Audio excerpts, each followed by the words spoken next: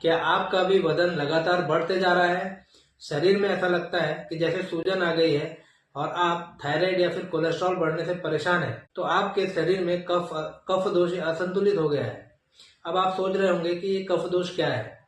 अधिकतर लोग कफ शब्द सुनते ही खांसी में आने वाले बलगम को कफ समझ लेते हैं, लेकिन आयुर्वेद में कफ ये 3 दोषों में से एक है। ये शरीर को स्थिरता देता है, ये शरीर को स्थिरता देने का काम करता है। आप में से कई लोगों ने ऐसा महसूस किया होगा कि आपका वजन बहुत जल्दी जल्दी बढ़ जाता है, जबकि आप दूसरों से कम ही खाते हैं। तो इसका भी कारण शरीर में कफ दोष का असंतुलन ही होता है। ये कफ दोष शरीर में क्या काम करता है, इसके बढ़ जाने से कौन कौन सी तकलीफ हो सकती है, ये क्यों बढ़ जाता है और इसको आप कैसे नियंत्रित कर सकते हैं, ये सब आज जानेंगे हम लोग आज के इस वीडियो में। तो अंत तक इस वीडियो में जरूर बने रहिए, क्योंकि आखिर में मैं आपको वजन कम करने के लिए एक बहुत ही इफेक्टिव आयुर्वेदिक रेमेडी शेयर करने वाला हूँ। तो चलिए अब शुरू करते हैं। जैसे कि आपको बताया है कि कफ ये त्रिदोषों में से एक है। अगर आपको त्रिदोष क्या होते हैं ये मालूम नहीं है, तो इसके लिए एक पूरा वीडियो हमने बनाया हुआ है, आप उसे भी देख सकते हैं। उसका लिंक डिस्क्रिप्शन में डाल दिया है।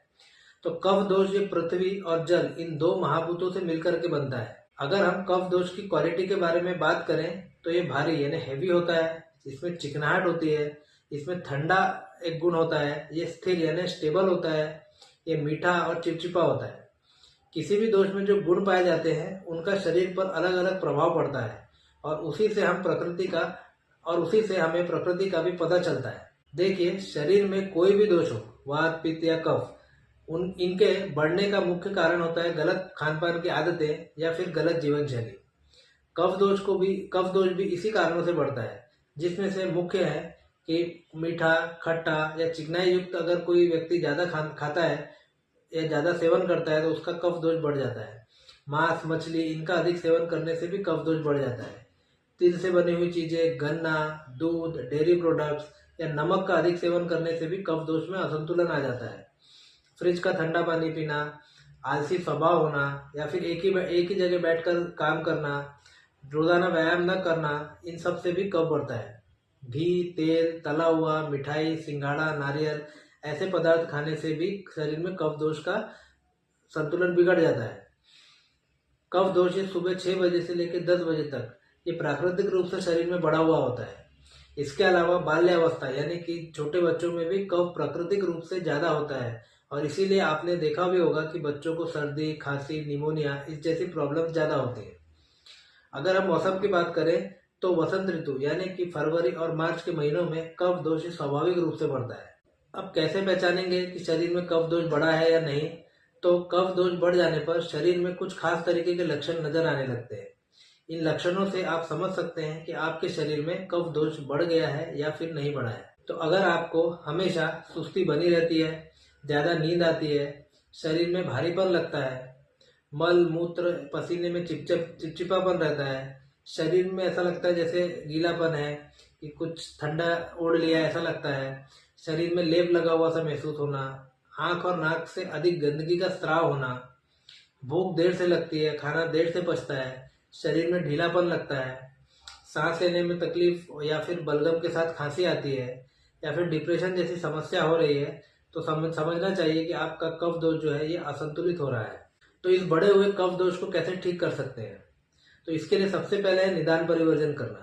निदान परिवर्जन का मतलब है कि जिन कारणों से शरीर में कफ दोष बढ़ रहा है उन कारणों से बचना चाहिए। उन खान पान की आदतों को आपको छोड़ देना चाहिए जो आपके शरीर में कफ को बढ़ा रही है। दोषों को बढ़ाने वाले कारण जब तक चालू रहते हैं तब तक दोष ये कभी भी संतुलित नहीं हो पाते हैं और उसके वजह से उससे होने वाली तकलीफ भी कभी ठीक नहीं होती। इसीलिए सबसे पहले कफ को बढ़ाने वाली जो चीजें हैं उनको आपको छोड़ देना चाहिए। दूसरा है, शरीर में जब कफ दोष बढ़ जाए तो उसको कम करने के लिए शहद ये सबसे अच्छा उपाय बताया गया है।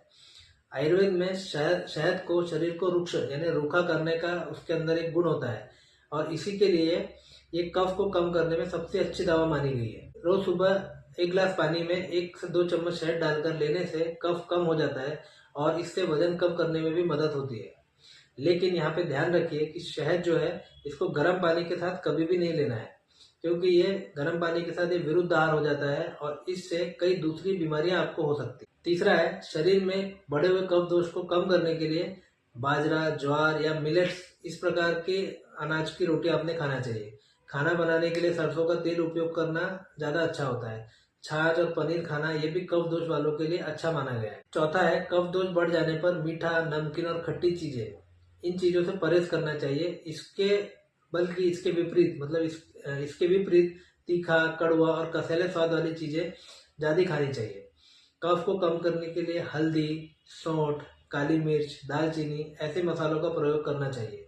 इससे कफ काफी हद तक कम हो जाता है। पांचवा है, आयुर्वेद में जो पंचकर्म बताए गए हैं उसमें वमन कर्म यानी कि उल्टी करवाना ये कफ दोष को कम करने के लिए सबसे बढ़िया कर्म है।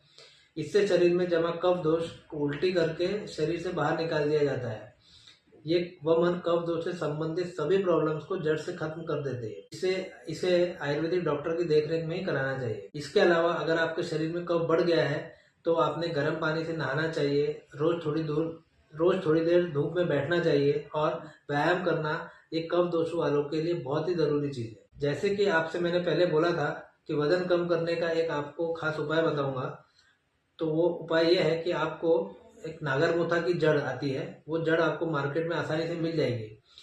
उसको लाना है और 1.5 लीटर पानी में थोड़ी सी नागरमोथा की जड़ डालकर उसे 1 लीटर तक उबालना है और फिर दिन भर घुट घुट करके सिर्फ वही पानी को पीना है। इसको लगातार 3 महीने लेने से वजन कम हो जाता है। बस आपको लेते समय एक बात का ध्यान रखना है कि आपको इसमें शक्कर या और मीठा ये कुछ भी नहीं, बिल्कुल नहीं खाना है और नमक का प्रयोग कम से कम करना है अपने खाने में। तो इस तरह आपने अपने खान पान और जीवन शैली में बदलाव करेंगे तो उससे बढ़ा हुआ कफ दोष जो है संतुलित हो जाएगा और आपको कफ दोष से होने वाली प्रॉब्लम्स नहीं होंगी।